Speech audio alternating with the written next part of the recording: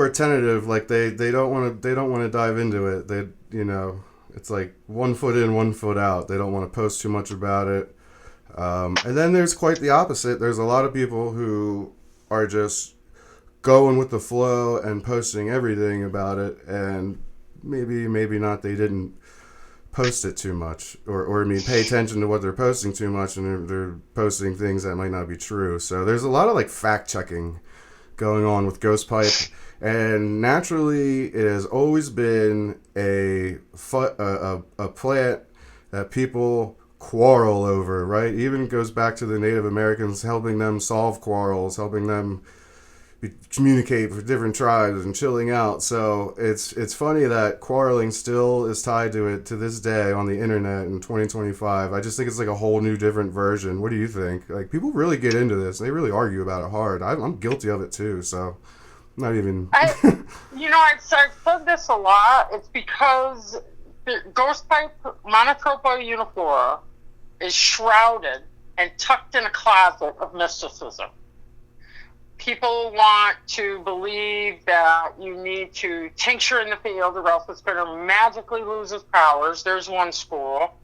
Another school is don't harvest it because it's endangered, which we all know that's not true. It's not protected or anything. Is it scarce in some states? And is it listed as possible? Yeah, in states it doesn't grow prolifically. Colorado, like on the border where it stops growing.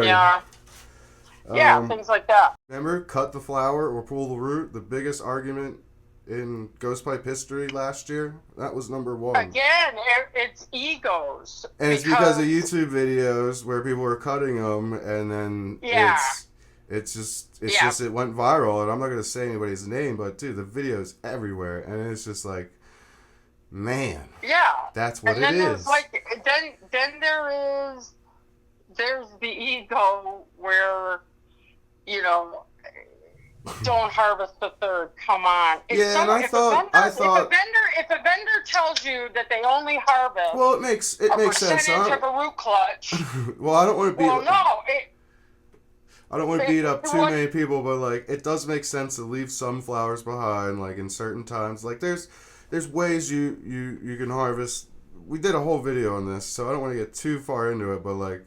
No, but listen, while we're talking about, we opened up the can of worms. Now we got to talk about it. Yeah, I know. Okay, so if a vendor is telling you, I only harvest a third, they don't know anything about that life cycle of that plant. They're still not telling you how they harvested it either. Now think about that for a second. So. Now, I know, but listen, they're just saying that because it sounds PC. It sounds politically correct. That's why. Because if you understand the whole life cycle of the plant, you know that makes no effing difference. None whatsoever. It is going to flower 4 to 6 cycles during its season. And I always tell people, pull up a whole root clutch. Go ahead, do it once. Maybe, listen, I don't want 50 million people out there pulling all these root clutches. That goes against why I'm telling you to pull it up. Yeah, there's almost sustainability. Yes, sustainability. You have to understand everything that you're tincturing. If you don't even know the simple life cycle or how many times that this will flower during a season, to understand that cutting a third makes no difference. It's when you cut them. It's how they look to know if that root clutch is starting to go night-night for the winter and leave that entire clutch alone. And you never take all of it because you're only going to go around in like a circle and you're only going to pick the most potent ones. You're going to leave the other ones to go to be pollinated, to go to seed, to do whatever. But everybody has to learn what they're tincturing before they even think about selling them. Because that tells me right away that vendor, they found out their harvesting techniques online probably. They don't really know that much about it. Yeah, and they're just doing what everybody else does. Hello. That's how come I get my ass kicked in these forums all the time. Because my whole stance on it is once you get to know it, once you learn it, And by the way, do it once, take pictures, take video, because I really can't, advocate doing it more than once. But that is part of getting vital practical knowledge out in the field. Vital. Okay. But when you know it, you got it down, you feel more confident. And that's how come I'm so confident when people start to kick my ass with these forums about, self-sustainability, because harvesting it correctly is self-sustainability. And it's not just the plant that's going to benefit from it. So are the mushrooms, the mycelium, and so are the trees, because the trees' roots are going to grow longer and farther, stronger.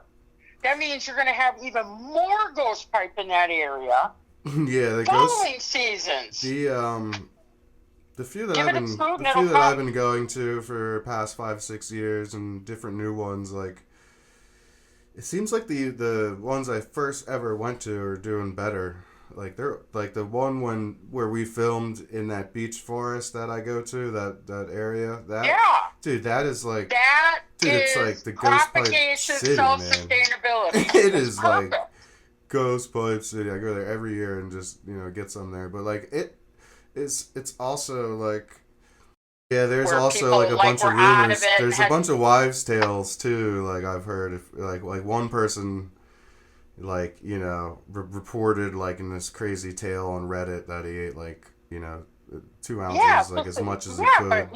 It's like, what? And like, he's like did it on purpose. Grain of salt. And he said he like hung out by a tree for like hours and then like felt nauseous, and then he just fished. I believe he went fishing and just camped all night and woke up feeling like a little groggy. So that's it. That's like a that's not factual either. That's like another ghost tale right there. It is.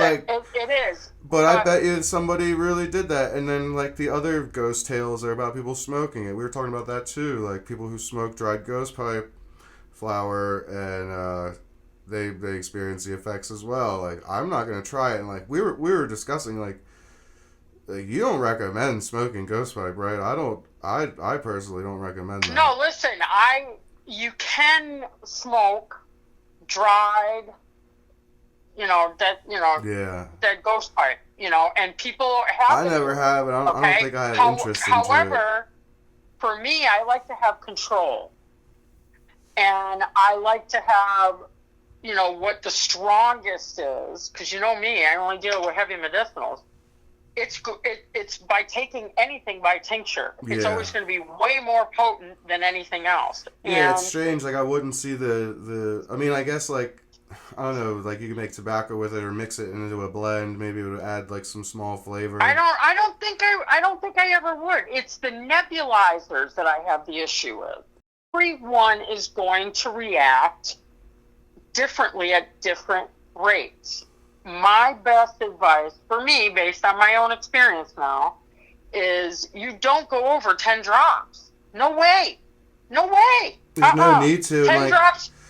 10 drops is usually the magic number to pop somebody out of a bad LSD trip instantly. The other thing with ghost pipe is, like, you hit a threshold, so like you can't just keep doing more and getting higher ceiling. Like, you really cop out pretty soon.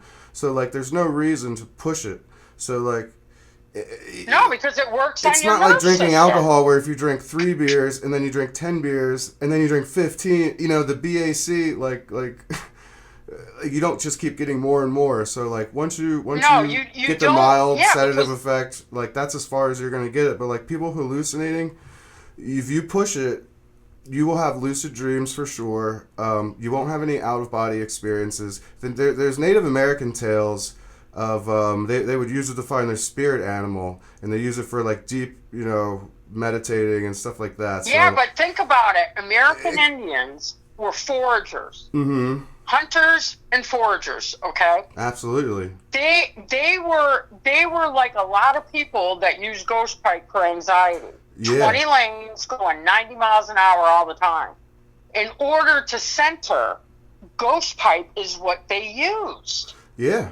Now does that make sense? And ghost pipe was used in all the Revolutionary Wars and all that, like everything. Like it has huge history.